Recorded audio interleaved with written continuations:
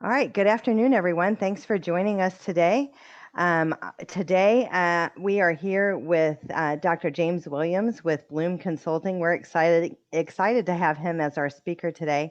I'm Allison Scaberg, Consolidated Planning Group. We're a special needs planning firm, and we put out a lot of educational events really on a weekly and monthly basis. And Bloom Consulting is here today to talk to us about vocational rehab, vocational services, and basically their services. So I'm excited that you've taken the time to join us today. Today's session is going to be recorded, and as you registered for this, you will get an email with today's recording and the contact information for Bloom as well.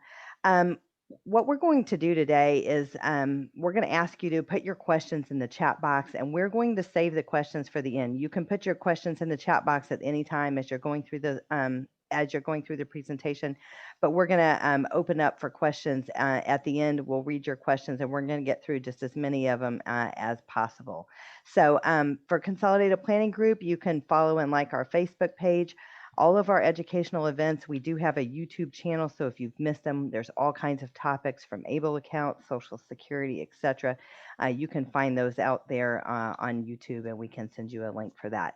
So without any further ado, I'd like to just turn it over to Dr. James Williams. Thanks for being with us today. Awesome. Thank you so much, Allison, for having us. We're thrilled to be here. Happy to present today. We presented recently on college and a little bit about our Campus Connections program. And so today's presentation, everyone, is a little bit more broad and general. I kind of tell people this is my introduction to transition with a little bit of information on each of the different topics that we have. We talk a little bit about vocational assessment, about evaluation, about services. And so it's a great presentation, though, to give people kind of an overview of what not only what we do, but just kind of an overview of transition. So that said, I'm going to move forward.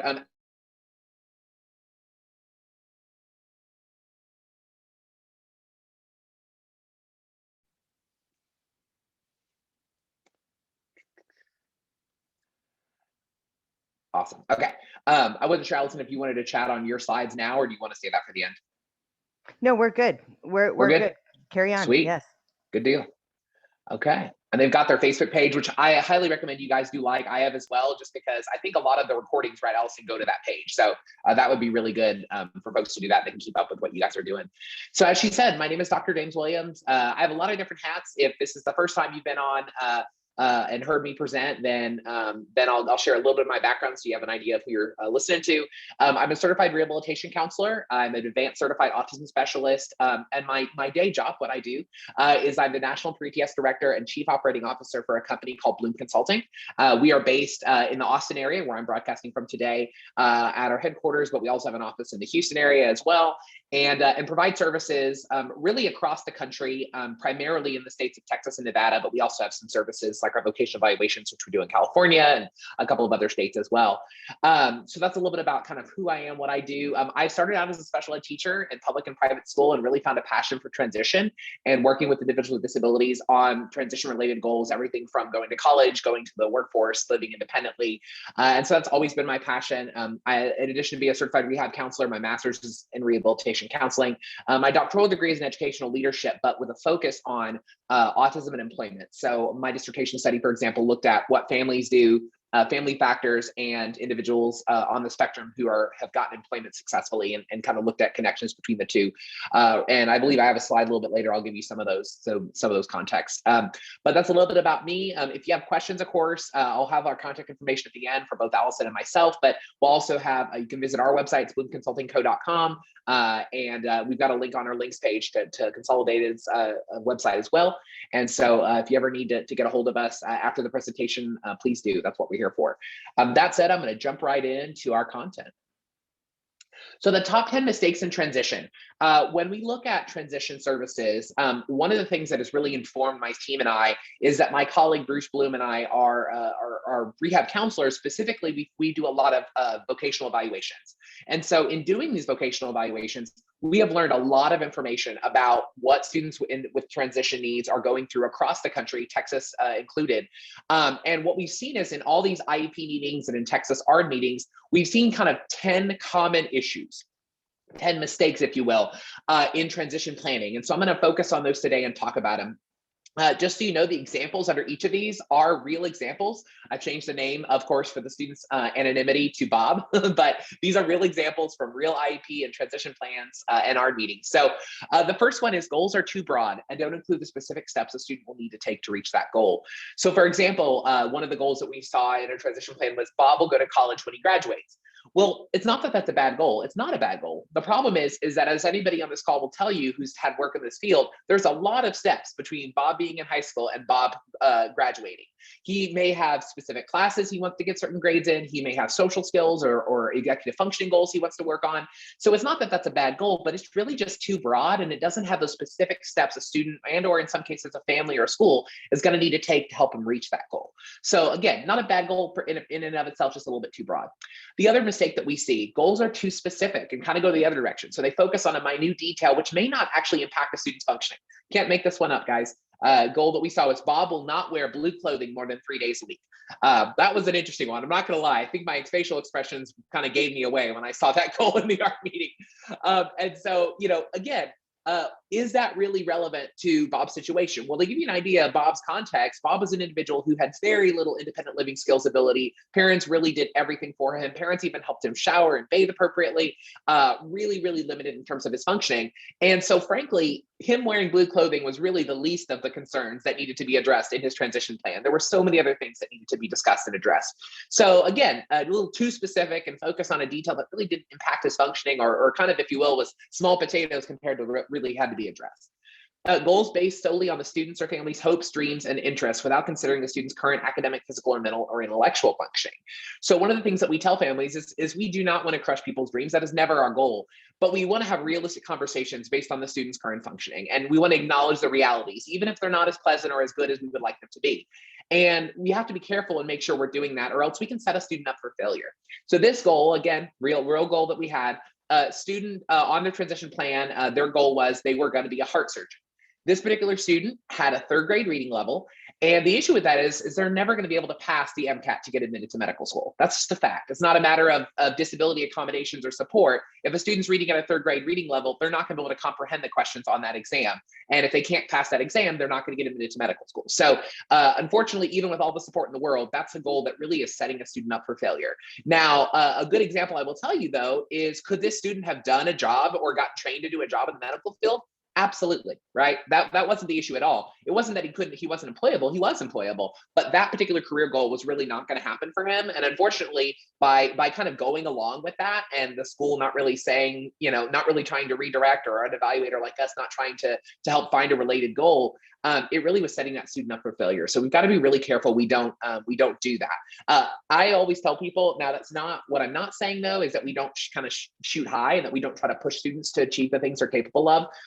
We really should. But I always tell people that's within the realm of what's possible. We don't put things on paper that we know are not going to happen. That's frankly just not very nice either. It's really setting a student up for failure, and we don't want to ever do that for any reason. The last piece here is goals only focus on academics, and they don't include the other 2 domains mentioned in IDEA. So they don't address post-secondary employment or independent living. And those are two, if you look at the preamble to IDEA, kind of the opening paragraphs of the law, they talk specifically about not just post-secondary education, but post-secondary education, employment, and independent living. And that's actually how they're ordered, and that's how it's written in the law. So we really need to make sure that we're looking at the holistic student, not just can they pass the state standardized testing. That may be what Texas cares about, that may be what public schools are judged on, but that's not what IDEA says. And so we really want to be careful there. Another thing I would add here is IQ is not always a predictor of success. And I've seen that go in both directions. I've seen some families that tell me, we were going to get him help with independent living skills or social skills, but you know what? He's taken AP classes. He has a really high IQ. So we figured that means he's going to be fine. He'll get through college. He'll get a job. Well, I hate to break that news to you guys, but IQ is not a predictor of success. I've seen many high functioning intellectually students with disabilities taking gen ed classes, even AP classes in high school, who really just struggle and end up unfortunately failing in college or on the job site because they don't have those skills that they need despite their high IQ. So you've got to be careful. On the same token, I've seen it go the other way. I've seen families that have individuals with intellectual disabilities that say things like, well, my son or daughter's never going to work. They have an IQ of 60, or they have an IQ of 50. That's also not true. We as a company at Bloom Consulting have been placing individuals with disabilities into employment for about the last 12 years. And in those 12 years, we've placed, I can say, well over 1,000 individuals with disabilities in employment in Central Texas and now in Houston. And I will tell you, many of those individuals have borderline intellectual functioning or have an intellectual disability. They're just as employed successfully as many of our other clients. And in fact, I tell students or tell families and individuals many times, they're in fact easier to employ because a lot of times the students that are higher functioning don't appear disabled, right? They have that invisible disability. And so they're a lot less grace, if you will, or a lot less, chances are given to those students than even some of our students with intellectual disability in those job settings. So we really got to be careful. I think the biggest advice I give to people is don't lean as much on IQ as you think you should, because it, again, is not always a predictor of success either way. Great example here in this with Bob. Bob is 17 years old, has a goal of successfully answering 7 out of 10 algebra problems correctly, but his mother dresses and bathes him every day. That one was a really sad story and could be a whole presentation in and of itself. And so a huge issue. Well, again, if he's not dressing and bathing himself, then who the hell cares if he gets 7 out of 10 algebra problems? So we really have to be careful too that we're staying focused on the holistic student, not just academics only. And again, that's not what IDEA says, regardless of behavior. Another top 10 mistakes kind of continued. Goals do not consider the actual job market that the student lives in or is willing to move to, and whether it's feasible that they can obtain a position with that training or degree. Good example here. Bob is a BA in history, but it's his hobby and he doesn't want to teach. Well, I can tell you, it's really hard to use a BA in history if you're not going to either get further education, you're not going to stay in academia, or you're not going to teach with it. It's really, really tough to do. There just aren't a lot of jobs out there for that. Yes, you have museums and other places like that, but honestly, a lot of those places utilize volunteers, and or if they are paid staff, they usually have at least a master's or higher. So it can be a really tough job to get a degree in, a tough job to get with a degree.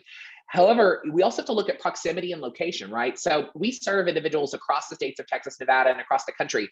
There are some really remote places in Texas and Nevada where, there just aren't a lot of job options. A good example I always give is there's a town in East Texas where, I kid you not, they have 2 places where you can work. They have the gas station, which there's usually only 1 or 2 people on duty at a time. So you can imagine there's not a lot of jobs there. Or it's the chicken plucking farm where, they're processing chicken. What do most people in that town do? Well, they go work at the chicken plucking farm. Why? Because that's what's in their town. That's what job is available. And so we have to be careful too, because we've gone to some of these really remote towns and an individual says, well, I'm going to be an animator or I'm going to be a game designer. And, the issue is there's very few game designer positions, and honestly, any in Joe Bob, Texas. They just don't exist. So it's a matter of, it's not even that the student's career goal isn't a good one. It's that where they're living, they're not able to access that career. And if they're not able to move to a place that has that career, then how are they going to achieve that? And again, we don't want to set them up for failure. So we need to be cognizant of that. Next one, goals are based upon suggestion and influence from others, but not necessarily the student's informed choice. So as a rehabilitation counselor, we very much expect that our clients are the ones in the driver's seat. We want them to be the ones that are telling us what the goals they want, what jobs they want to do. And so it's really important that while parents and family members and schools should be a part of that discussion, they should not be the only part of that discussion. It should not be decided for the student. The student needs information so they can make that informed choice. Example here, Bob's parents want him to be an accountant because it pays well and his dad's an accountant. So they send him to college for that. But he skips class anyways due to lack of interest and doesn't pass. So basically, it was kind of a waste of parents' time, his time, parents' money and resources. And the good news I will tell you about Bob is he ended up actually going back and getting a degree he loves, and he is actually employed now. A little side story there, but at first it was definitely not going to be an accountant. That was not going to be something Bob was going to do.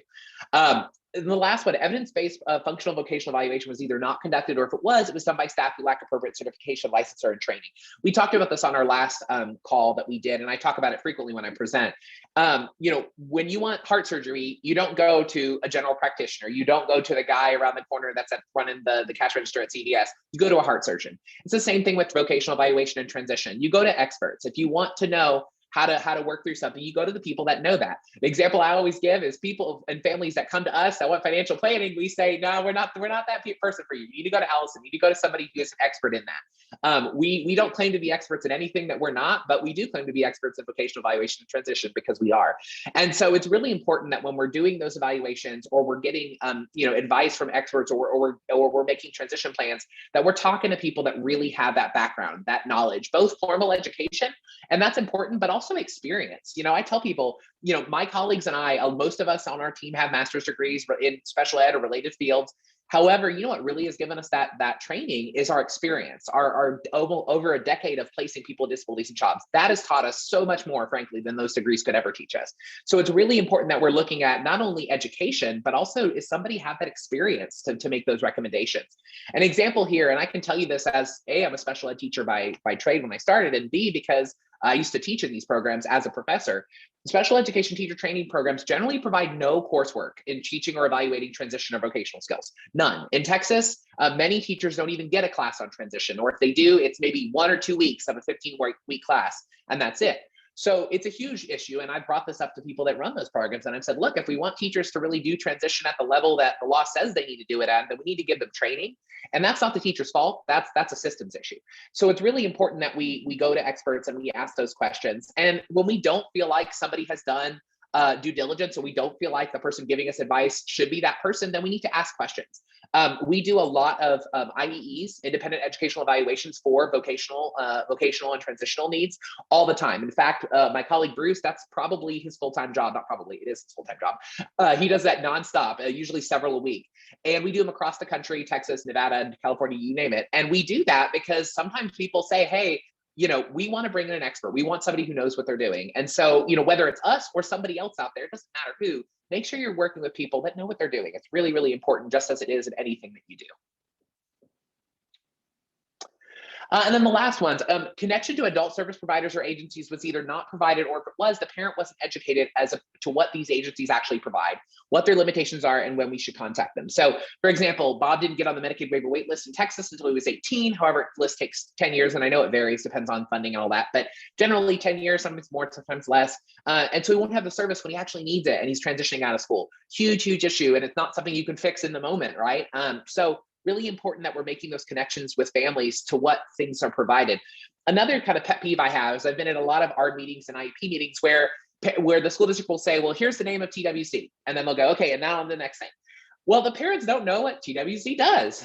So we need not just give them a phone number or an email. We need to tell them what these agencies do and why they should bother contacting them. And that's really crucial, because I've had a lot of parents that have said, well, we were told about TWC 10 years ago, but they didn't tell us what it was. And we just put that, we just put the information in the file cabinet, and we never followed up, because they didn't know they needed to. So it's really important that we're not just giving information, we're educating people about what is out there for their individuals. And we're educating both the student and the parent. Parents usually receive very little, and this is a huge challenge that I see nationwide. Parents receive little, if any, training focused on preparing them for their child's graduation and the many changes that will occur regarding legal, financial, and educational status. So, for example, a lot of parents will tell us, and I'm sure this is something Allison hears all the time, parents will tell us they don't know that their financial holdings and income will impact their child's ability to receive SSI. Or they're not told that adult services are eligibility-based, not entitlement-based. So, for example, with IDEA, you're entitled to a free appropriate public education. That's something, if you have that disability and everything, you are entitled to. Eligibility is a whole different story. You can have an adult service out there that you apply for. They say you're not eligible, and if you're not eligible, you're not eligible, and they can deny that service based on eligibility. Now, granted, there are some appeals, and there's some things you can do to try to reverse that decision, but it's not near as straightforward as it is, let's say, with IDEA and other entitlement services. So really important to understand that.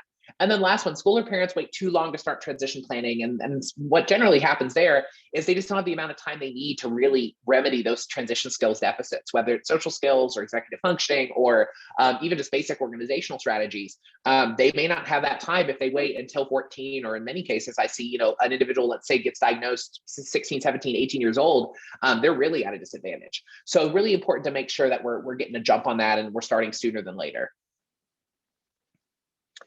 The results of these mistakes. So we see those mistakes come up across the country in terms of assessment and services. What are the results of these mistakes? And I shared this last time. Unfortunately, if you are not familiar with these statistics, the employment of people with disabilities is not in good shape, and it really hasn't been for a very long time. And it really hasn't changed much, sadly. Although we've made a lot of progress in terms of disability and society and an understanding of it, the actual stats, unfortunately, don't really help us much and don't really show a lot of progress. So at this point, workforce participation rate of adults with disabilities It was 20.5% versus 68.3% for adults without disabilities.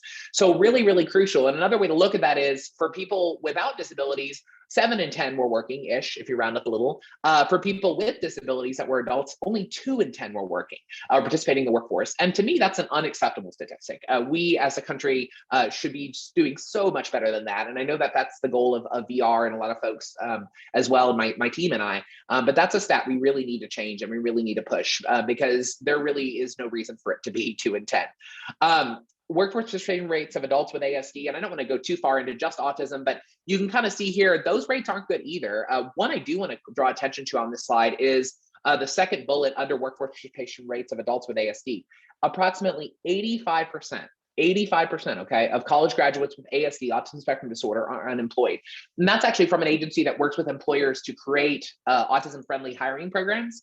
And what they found is a lot of times it's a lot of parents and even professionals like us will say, okay, well, let's get them through college, let's get them a degree, and then we'll go from there. Well, the problem is many times they're getting through college, and then the families are like, okay, the work's done, they made it. No, right? Because a lot of the issue we're seeing is they're getting those degrees, but then they're not getting employed even though they have that degree. So what we see is a lot of times this, kind of graduating to the couch, right? So they come out of high school, they go to college, and then they end up living at home with mom and dad without a job anyways. And that's not acceptable. That's not an outcome that we all should accept, especially when there are services and resources out there to support those individuals.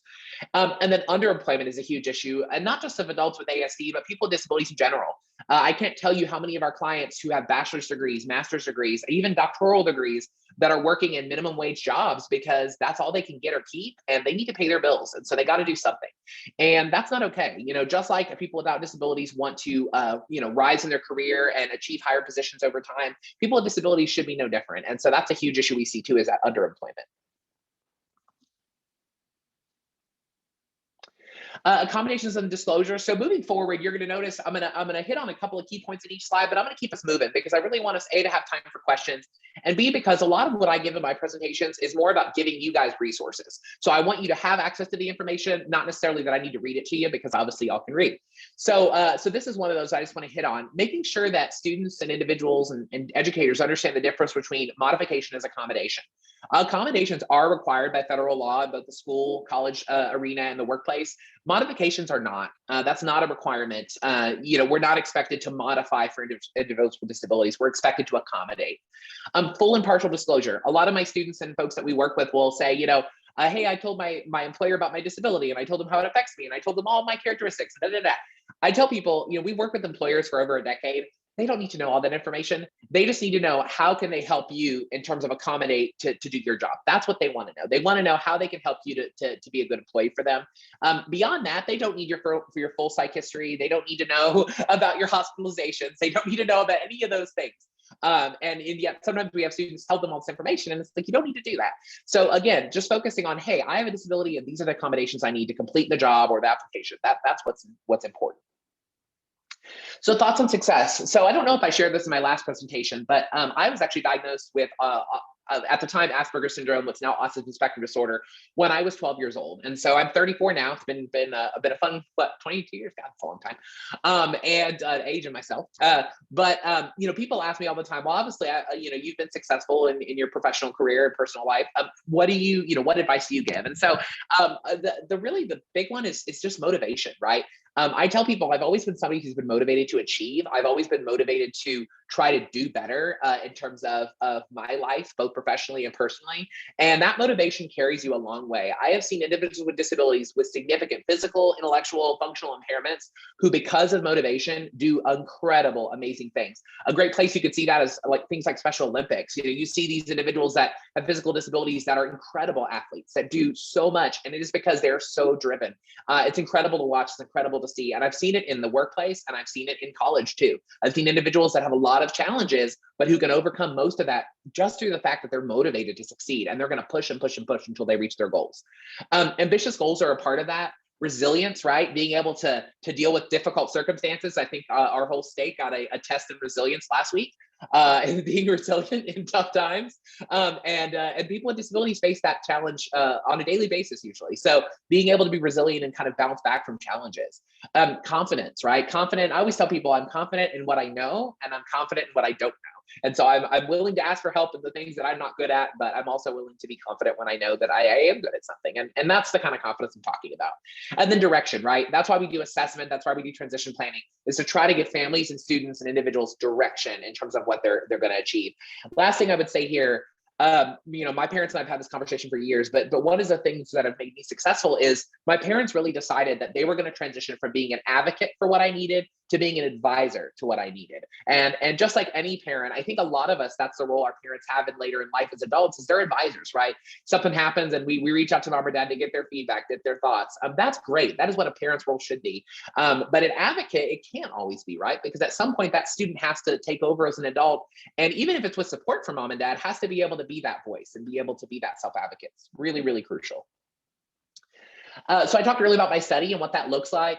Really, in short, what we found that all other things being equal, a parent's expectations did have a meaningful relationship with successful employment. So another way to look at that is a parent's positive expectations may actually increase the likelihood of their adult child achieving a successful employment outcome. And that is crucial, right? Because what we want to think about is sometimes, again, and this goes back to my IQ argument earlier, we have a lot of folks that get really kind of beaten down or discouraged, I think is a good word, discouraged by the fact that their child has an intellectual disability or their child has a learning disability. And they think, well, they're not going to be successful because of this, or they're not going to be successful because of that.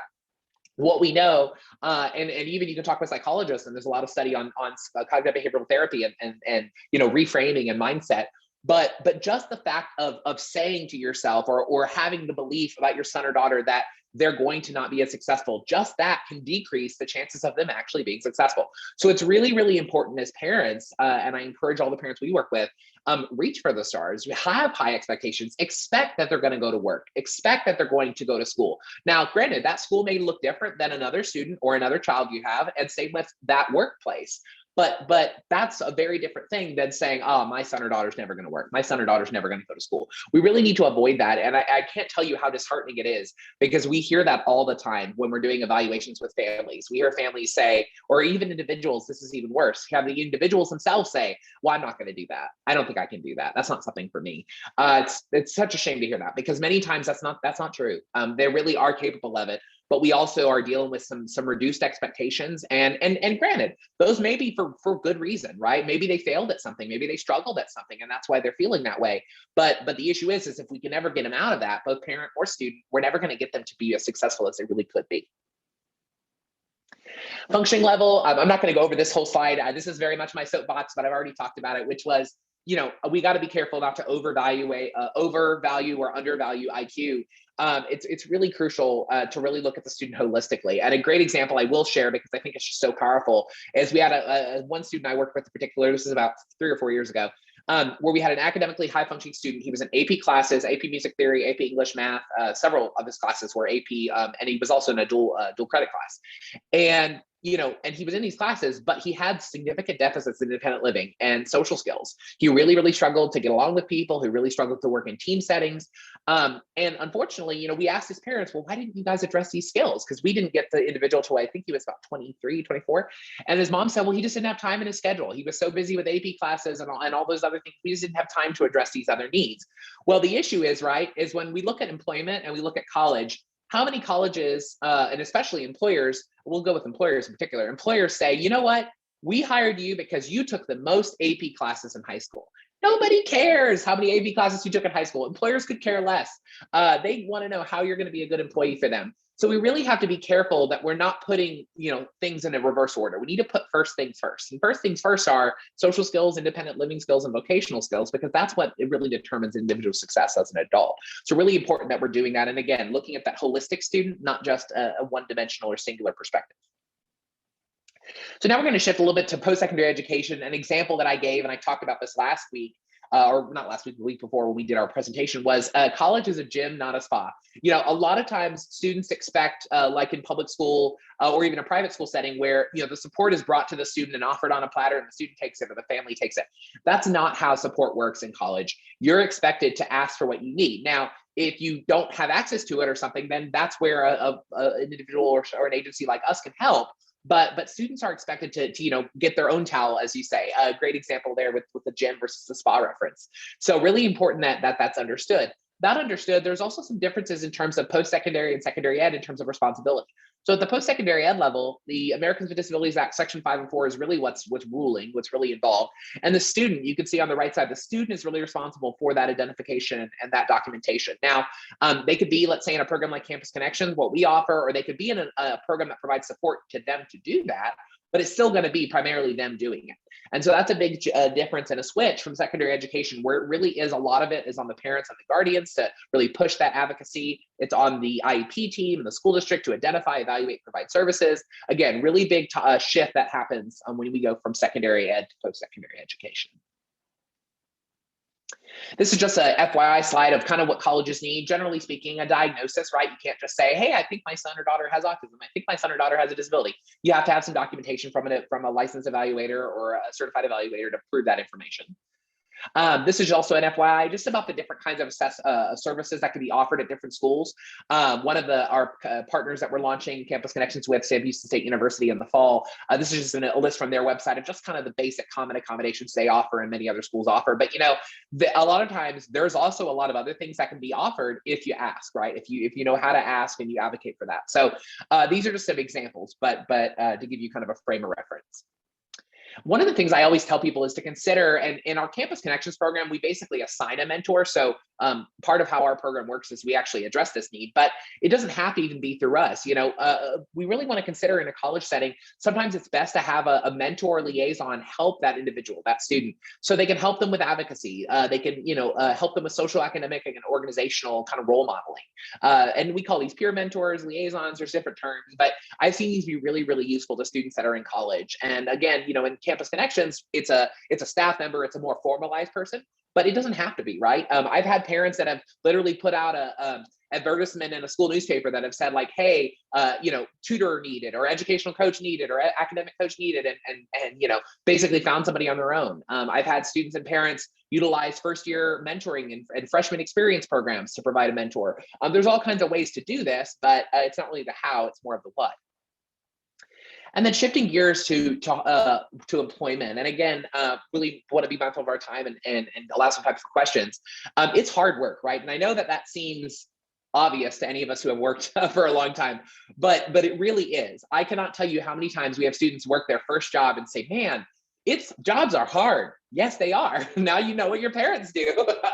So it's really important that we don't minimize that. Yes, work is difficult. It's not easy. Or if it is, great for you, because I can tell you my job or any job I've ever had has never been easy. But it's really important to really think about that fact. And we need to not let the fact that work is difficult keep students from trying it or trying to do it. We also need to keep that in mind when there's challenges in the workplace, as there is in every workplace, because those aren't always disability challenges. Those are just life challenges or challenges as all employees face. Shifting gears into employment, there are some requirements in competitive work, and we talked about this on our last presentation I did with Allison and her team. But again, socially appropriate work behaviors, right? Essential functions of a job. Can they operate independently? We talked about the transition from as a parent from advocate to advisor. Are they able to manage their own time? That is a big one. I cannot tell you how many of our individuals we work with that are employed really have issues, get in trouble at work, or have problems because they're either clocking in late or clocking in too early, or not coming back from breaks on time. That could be a really big issue, especially in an hourly kind of job situation. That can cause a lot of problems just in general. And then ability to perform activities of daily living. The example I think I gave in a previous discussion was, hey, you can't come to work smelly, but you can get smelly at work.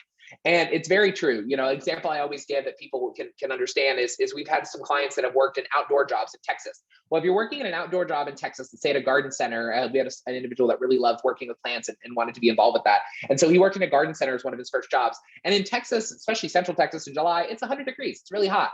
And, he did not smell like roses, despite the fact that he worked with them, that at the end of the day. However, he really did come to work always in his uniform, ready to go, prepared, and that was the emphasis. So it's important that, again, those basic daily living skills can be achieved. Transportation, certainly a part of that too.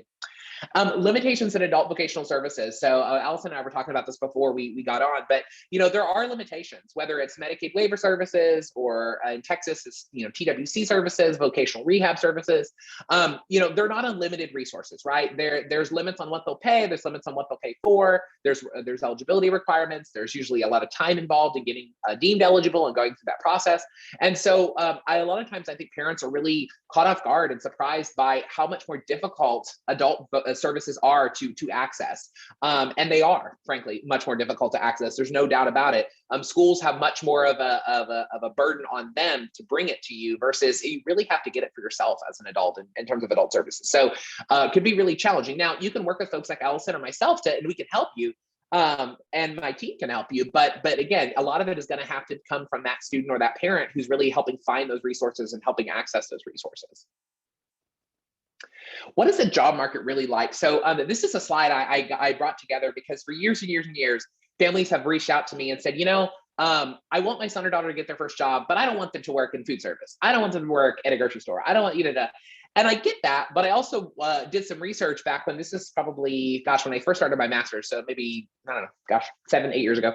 And I looked into the Department of Labor's website and looked at what are the 5 most common industries, meaning the majority of Americans are employed in these industries, and ranked them in order. And that's what these are. So believe it or not, nationwide, more people work in elementary and secondary schools than any other industry, not too surprising. Food service, right? Food service industry, whether that's fast food or sit-down restaurant, doesn't really matter. Some type of food service, second most common industry nationwide for all people in the US. Hospitals, thought that one was interesting. Employment services, I thought is kind of funny because I always tell people, we have an issue in our country getting people with disabilities and people in general jobs when the 4th biggest industry is getting people jobs. So something to think about. And then grocery stores, right? Not surprising at all to any of us here. So those are the things that are the most common 5 industries for employment. And the reason we want to keep that in mind is because a lot of times we get individuals with disabilities who have never worked before in their life, and they need a starter job, just like everybody else with or without a disability needs a starter job. And a lot of times those starter jobs are going to be in those industries. They just are. And that's okay. What I always tell students is just because you start a job doesn't mean that's the job you're going to have the rest of your life, right? Very few people nowadays do that. Very few people started a company and work there, 30, 40, 50, 60 years. That's just not how things work. Normally, people are moving to other jobs. They're moving up in position. They're doing other things. That's great. And that's what we expect to. So it's important to understand that a starting place doesn't mean it's an ending place, but we all have to get experience somewhere. And I'll tell you, it's really hard as an individual, not just disability, but just an individual in general, to get a job when you've never had work experience. Because basically you're asking that employer to take a chance on you because you've never worked before. And we need to keep that in mind. And just, again, that is a challenge everybody faces when they're getting their first job out of high school or college. That's totally normal. It's nothing to do with disability, but it's a real challenge, and we need to face that. Apprenticeships are expected to be the fastest growing requirement. More and more, we're seeing fields where apprenticeships are coming into play, especially your technical fields, things like plumbing, electrician. I think about nowadays, if I was a plumber at these times, they're busier than they've ever been in their life in the last couple of weeks. So, really important things. And those technical careers can be incredibly good jobs for people with disabilities. A great one that I've had a lot of my individuals on the spectrum with autism that have been very successful in, including those with even mild intellectual disabilities, has been auto mechanic work and auto repair. Some of them really love the technical aspects of cars and vehicles, and they're really good at it. And I had an individual I work with who was going to HCC's auto mechanic program. And it was funny because he struggled with the textbook. He struggled with the terminology. He really did. But man, in terms of the repair, if they told him what to do, he could fix it faster and better than anybody else. And so he had to get some accommodations, but he was able to be really successful in that field. He was really one of those people, he could literally listen to your car and tell you what was wrong. He'd say, oh, you're low on oil, or oh, your oil's dirty, you need to change it. And he was always right, by the way. He told me once that my car was going to have like an issue. He's like, there's something not sounding right. And he's like, I could listen to it more. And I was like, no, it's fine. And then of course he was right. Like 2 weeks later, my car broke down. So, again, very important stuff. And then important to understand job market trends and local factors. A great example I give people, especially if you're from Houston, you understand this. If you're looking for a job in the oil services field, where are you going to go? You're going to go to Houston. That's where those jobs exist in plentiful terms. Like, granted, I know things have been hard lately, but just in general, there's just more openings, right? If you're going to look at the high tech field or get into the technology, you're probably going to come to Austin. Vice versa. If you're looking at getting into the banking industry, you're probably going to go to Dallas, right? Huge banking industry. So it's important I tell people that just like people without disabilities look at job markets and look at different cities and different locations in terms of different jobs, so people without disabilities really need to do the same thing because they're competing for those same jobs if they're looking at competitive employment. And so they need to know where those jobs are, and they're not equally distributed across Texas or across the country, especially when we look at rural versus urban areas. Really, really, really important to understand that.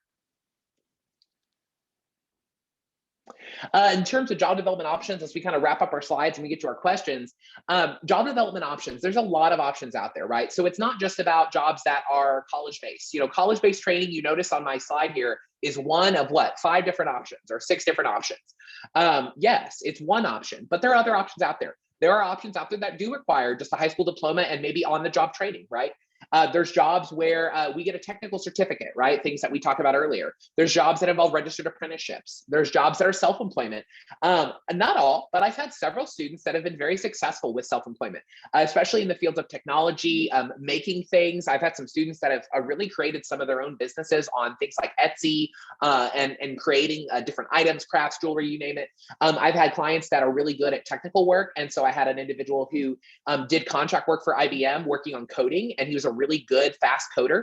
And so he was a contractor for them. He had another job he did during the day, but then at night, a lot of times he had a hard time sleeping at night. And so he would get these contracts from IBM, and he would, you know, get paid to just basically jam out a bunch of code for them in a project. And then he would send that code to them and he'd get paid. So you'd be surprised. There's sometimes some really good self-employment opportunities too, and some that kind of connect really well to other jobs. And then volunteering. Regardless of what people say, volunteering is a job. A job is not about getting paid. A job is about a set of tasks. And so many times for a younger person with a disability, if they have no work experience or no references, how are we going to create a resume, right? Well, one of the ways we do that as job developers, and especially with people with disabilities, is we get them volunteering somewhere, somehow, someplace. We get them a good reference, a name, and a set of contact information to put down on a sheet of paper, and we get them a starting job history, because that's so, so crucial and really does change in terms of them getting in the door for that first job. The last piece too is identifying interests and strengths. So I tell people a great exercise to do is just to write down on a sheet of paper on the left side 5 different interests, and then fold the paper in half. And on the right side, find 3 different websites of organizations, for-profit, non-for-profit, doesn't matter, that relate to those 5 interests, right? At the end of that, you can do the math, 3 times 5, you have 15 different organizations, both for-profit and non-profit, and their websites of different places you can volunteer at, get jobs at, follow in terms of openings. Really, really easy activity that can lead to a lot of really good interest-based jobs and interest-based opportunities.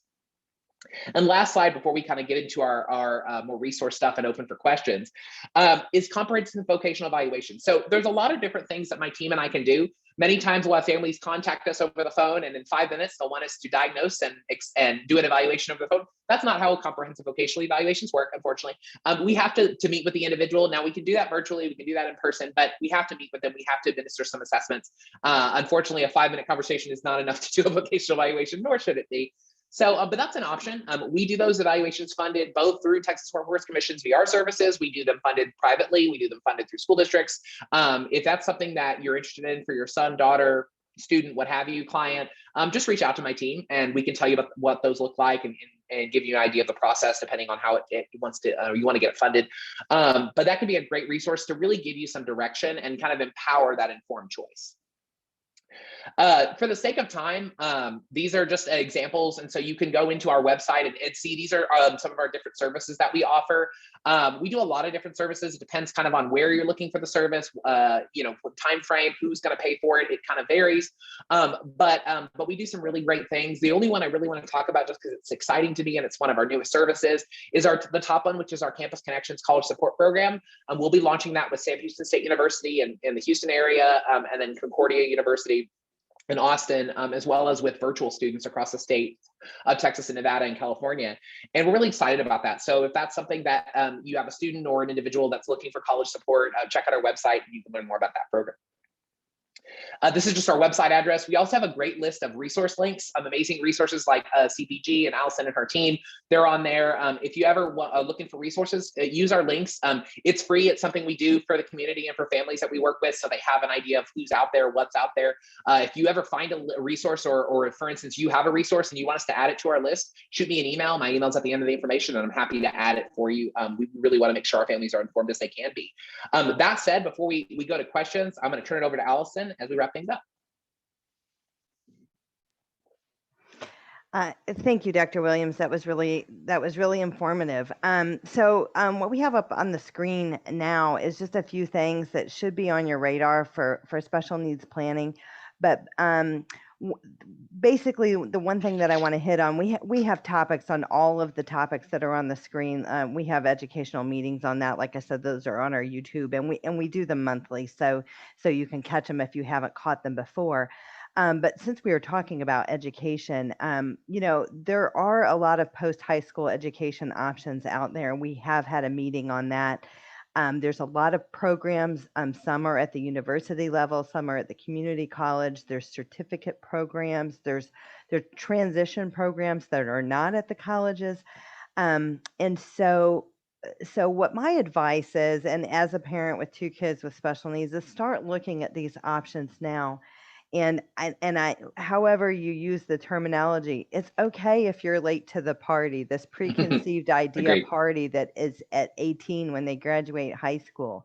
If your child is 22 or 25 or 26, it doesn't matter. It's a matter of meeting them where they are.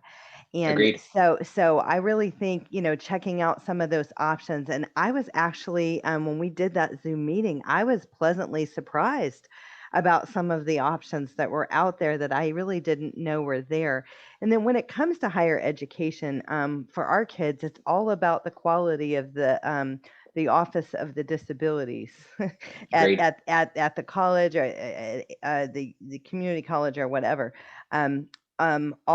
All schools are not created equally as it relates to the Office of Disabilities, and some are really, really fantastic, and some are a one-man shop, and they're overworked and underpaid, and yeah, and it shows.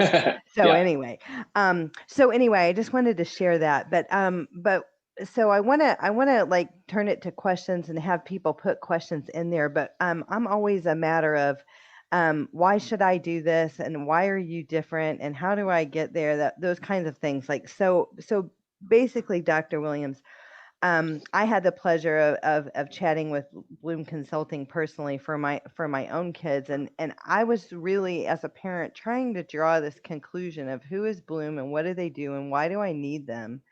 If vocational rehab is out there through the Texas Workforce Commission, if I have this program, vocational rehab.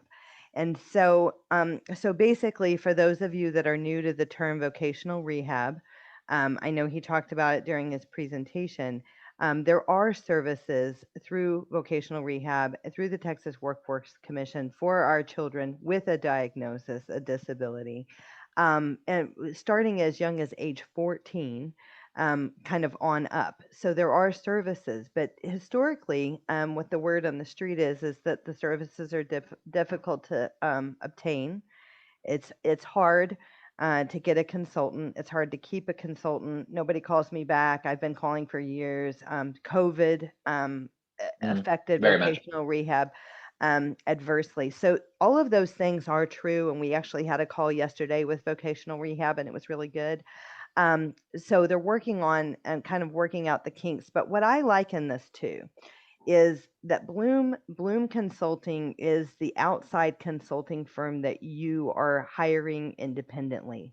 So just like your child can go to the public school and they can get tested in the public school, but you may go through your a local source or an independent source to get the testing because you want the actual factual, not some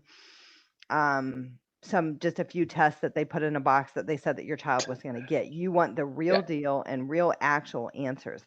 And so that's what I like in Bloom too, is that they're really looking at the whole child, and they're really doing the assessments that are necessary for your child to get the resources and training and kind of the things that they need to be successful and to move it in the right direction. But the cool thing is that they work with VR. And so they work in conjunction. So if you've already got that set up, or if you're in the process of setting that up, they can work with that. So I just wanted to make that clear, because I needed to understand that personally on kind of the differences. So I don't see any questions in the chat box right now, but uh, there is one now. What is the average cost? So can you just elaborate on that a little bit, Dr. Williams? For what? Depends on what it is. Just cost in general? Well, no, just kind of elaborate on kind of the differences of you and VR and how you work together. And then, and I know Sure. that there's a lot of different services that you guys offer, but Sure. your basic consultation is free, and then you guys provide an estimate of what you guys are looking at because it's tailored, correct? Correct. And I want to dovetail on something else, and you said that's a really good point. A thing that people get confused a lot of times with VR is and there's some exceptions to this, right? There's something called Summer Earn and Learn where VR is a little bit more involved, but for the most part, and this is not Texas, this is nationwide. VR generally isn't a doer of services. They're both a planner, a coordinator, a contractor, and a funder, but they're not necessarily the doer, meaning the hands that actually do said service with your son or daughter or client. Generally speaking, and again, there's exceptions, right? There's exceptions to every rule, but generally speaking, it's going to be a private provider like Bloom Consulting. And there's a lot of us out there. Now, there's not a lot, I think, that are like Bloom Consulting. And obviously, I'm pretty biased. I think we're a really good provider. There's some that are great, some that are but they're out there, right? There's other providers. And so we're certainly not the only provider to TWC, and we're not the only provider in Nevada to their VR's agency, but we're one of those options. And so we offer a set of services just like other providers do. Some offer more than others. We as a provider offer a pretty wide range of services. Some focus just maybe on only one service, right? So maybe they only do a testing, or they only do a placement, or they only do supported employment or something like that. So it just depends on the provider. But again, that's a really good point, Allison, you brought up, because again, a lot of times families go to VR and they're like, well, VR didn't do anything. And I'm like, well, VR generally is going to help you plan the service, write that, in Maryland talked about this yesterday, write that individual plan for employment. But many times the people doing the stuff in that plan are going to be a provider like us. They're going to be somebody else out there. And, and there's other ones. There's tons in the Houston area. There's several in the Austin area. Unfortunately, there's not as many as there used to be because of COVID and some challenges and things. A lot of our providers actually went out of business a couple of years ago. People don't know that. So there's not as many of us as there used to be, but there are still some folks out there. But that's a great point. And so moving into that question, which is a good one, it depends on the service. But like Allison said, if you contact our office, if you're interested in a certain service, call our office. That number that's under my name is our main office number. And if you contact that number and talk to one of our staff members, they'll help guide you in the best steps. And they can give you some idea of cost if you're going to choose to privately pay for something. Now, I always tell families, VR has funds. VR is a federally state partnership program that is designed to help people with disabilities gain employment in various different ways. And so knowing that it exists, I always tell families VR is a great place to start. If you've tried to work with VR and maybe you haven't had success, and in some cases that is the case, so families will choose to private pay, but you don't have to. Talk to TWC. If you're in Nevada, talk to BVR. Have that conversation first and see if it is something they'll support. So, for example, let's say you had a son or daughter that wanted to attend our Campus Connections program at their school, and it could be at Sam Houston, or it could be at any school again that we work with, because we do virtual services too. If you want to do that, that's great. That's the first step. But then consider contacting VR and having them go through that eligibility process. And Marilyn talked a little bit about that yesterday, and go through that process to determine if that's something that VR will support. If it is, great, and you can work with them, and we'll work with them, get the paperwork we need, fund the service, move on, everybody's happy. If it doesn't work out or they won't support it, then you can come back to us and say, hey, try that, and VR won't support it for XYZ reasons. If my son or daughter is a good fit and you feel that they are, is this something we can private pay? And then definitely we'll have that conversation. Same with evaluations. We have some families that choose just to pay privately for evaluations, but they don't have to. We also have a lot of school districts that will fund those directly, and we'll bill the district for that.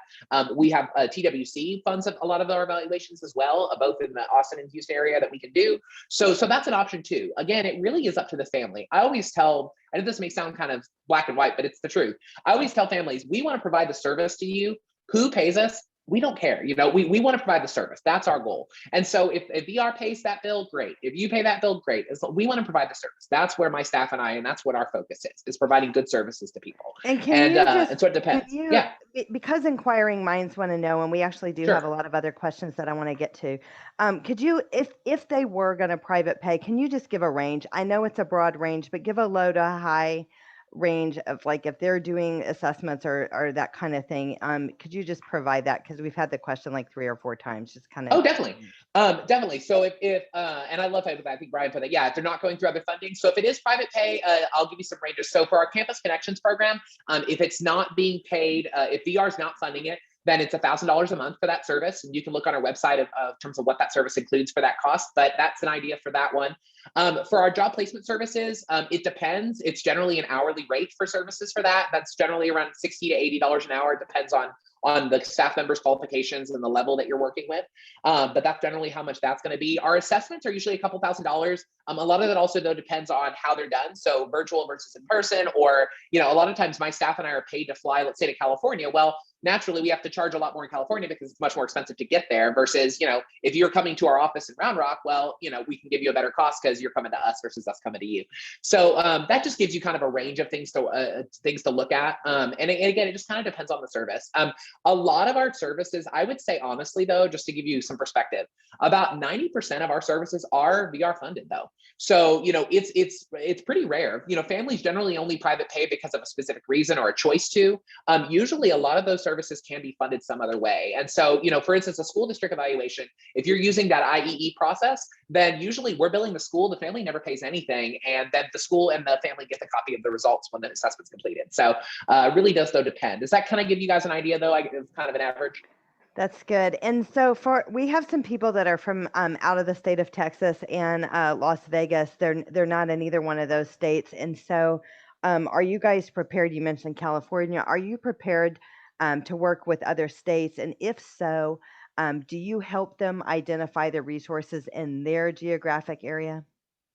We definitely can. It depends on the area, though, to be honest. So, for instance, we're able to do a lot more in California, and Nevada, and Texas, because that's generally where we do the bulk of our services. I'd say 89% are in those 3 states. That said, we're happy to have conversations. On our website, we have resources from all over the country.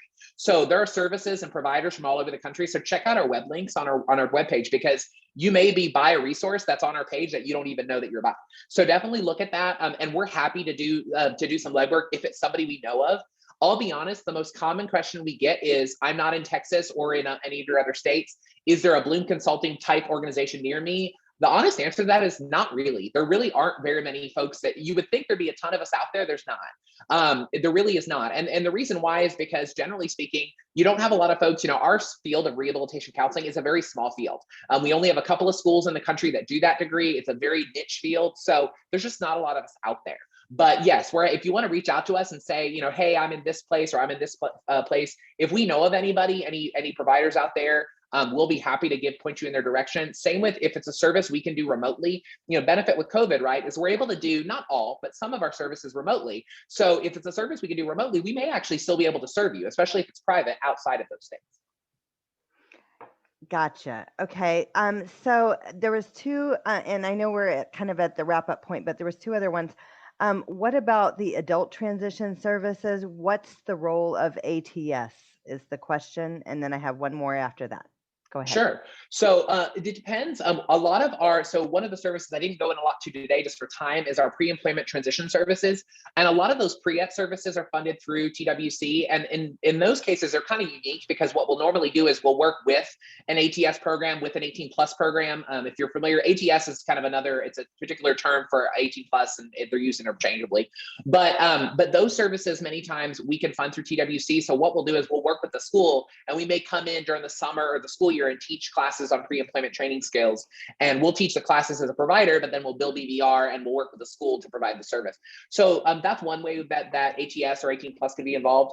A lot of times with us, though, is we're generally, our biggest bulk of our services we're coming right after ATS stops. So a student graduates from public school or ages out of public school. And that's generally when a lot of our services really, really kick in. Again, there's some training we can do before then, But like, for instance, job placement, at most 18 plus programs, they place their students with disabilities in their district in jobs. So why would we do that service when they're supposed to do it under the law? So a lot of times we really get involved after ATS stops or 18 plus stops, with the exception, I would say, of our transition services and our pre-ETS classes. That's really the big exception there. The rest of them, though, generally they're being done with students that are 18 and older, and students that are kind of after public school or even private school has stopped. Okay, so two last questions. We're kind of at the end of our time, and there's a lot of good questions here. Let's see here. Okay, so the one was, could you just quickly tell us what program you guys would kind of describe the program to improve independent living? What would that look like? How is it structured? Sure. So most of our services are geared towards vocation. So that's I'm not going to say we don't have any independent living programs. We do. We have a house, for example, in Northeast Houston, where we have a small number of residents that we do some independent living work with. But that's an exception. The rest of our services, besides that one, are all vocational focused. That said, if you go on our website under web links, there are several different resources for programs across the country, some in Texas, some outside of Texas, that actually do some really great specialized independent living work.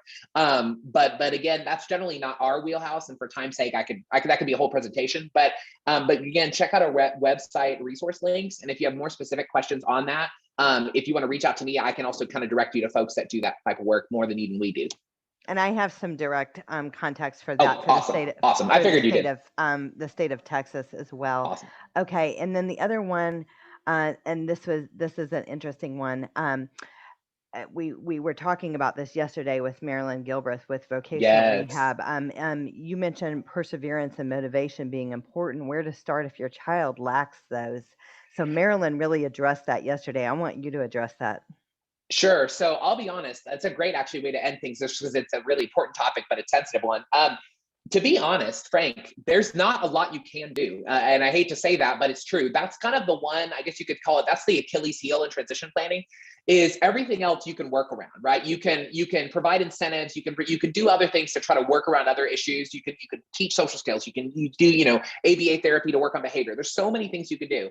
That's one of those where it's really hard. And I've seen some students who were able to get past motivation issues by using, at least temporarily in the beginning, reinforcement tools. So things like, hey, you complete this, you get this, some type of a token economy.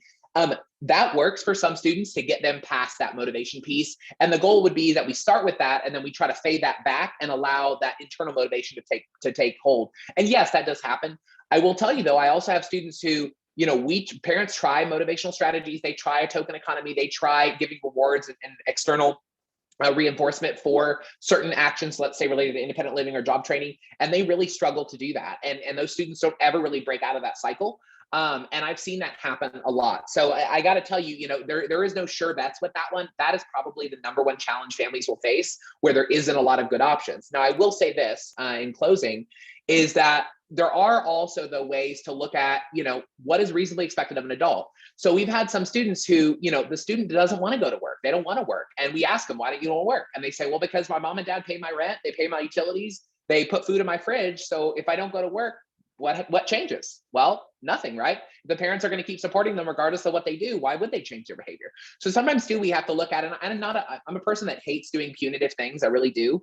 But there's also times when you really have to take some things away to motivate somebody. So I've had a parent, and we actually, I'll give you an example. So real life example, one of our clients right now, he was supposed to go out and get a job, and we've given him all these tools and strategies to do that. And every day he sleeps in, and he doesn't go get a job. He plays video games in his room, and he just doesn't do anything. He doesn't leave the house. So his mom came in and said, look, got it. You've been given a chance. So guess what? All your video games, come with me. Cell phone internet, turned off. Once you get a job, I'm happy to do that and turn it back on and give you back what's yours. But until then, if we're paying your rent, we're paying for your food, you're going to have to do what your job is supposed to be. And I'm not going to lie, the student got really upset. It was a big issue. It was a challenge. Our staff had to intervene. But you know what? That had to happen. Because the issue was the student's not going to change his behavior until he has a reason to. And we see that a lot with students on the spectrum. We're very logical thinkers. So you need to present a logical argument as to why we need to change our behavior. If you don't do that, and then you're surprised that the behavior doesn't change, well, why are you surprised? Because you didn't change anything. So we really want to be mindful there. And again, I'm not saying I like that. I'm never a person that tells people to take things away or to do anything punitive. I don't believe in that. But I also see that sometimes that's the only way to get somebody to really change how they look at their perspective and to really motivate somebody to do something that they don't want to do, but we have to make it where they have to do it. And that's just an adult thing. That's not just disability. I mean, we look at people throughout their lives that, maybe have, a wealthy family that supports them. And so they don't need to work. Well, why would things change if the family continues to support them? So really, really important that we're looking from sometimes that behaviorism lens or behaviorist perspective of, we need to motivate change. And sometimes to motivate change, we have to make it in somebody's best interest to change. James, we definitely have to wrap up. But one of the things, as you were talking, and I was kind of thinking about, is it's a matter of, and this was true even with my kids, is what makes their brain light up. There's Yes, things that we totally. want our kids' brains to light up for, and they simply don't. And some of these assessments can help you as a parent identify what is truly going to make your child's brain light up. Okay, I get Yes. that they're disabled. But what I was able to do is to identify those things and then kind of put a behavior and expectation contract in place. But in that contract had rewards. And this, if this happens, which was, my child's responsibility, then these are the things that we're going to do. Mhm. And those things that we were going to do are things that she wanted and Yes. things that made her brain light up. And so what we found is, guess what? There's no, more pulling and prodding and pushing. She wants this.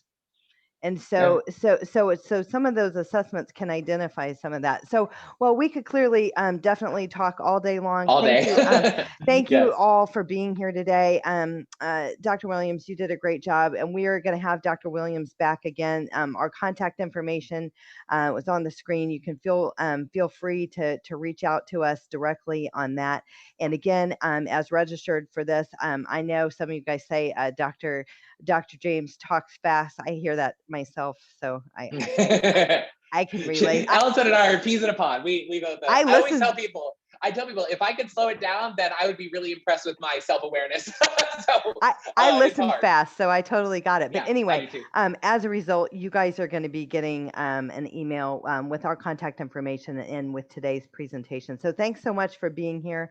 Again, so if your big takeaway, if you got one note, one takeaway is there are consultations with Bloom Consulting, and furthermore, the vocational rehab VR with the Texas Workforce Commissions. You can get in contact with them, and I have a contact, Marilyn Gilbreth. You can get an intake for your child if you haven't already done this. You can get both wheels turning. So if your takeaway of your to do is, I would do those two things. If you're really wanting to move into employment, competitive employment, and your loved one having the skills to do what they need to do and keep a job, not just get the job but keep the job, then Absolutely. those are the next two steps that I would take. And just listen more, watch your email. We'll have more topics about this. And thanks so much, everyone, for being here today. Thank you, Awesome. Dr. Thank Williams. you. All Yes. Take right, care. take care. Bye now.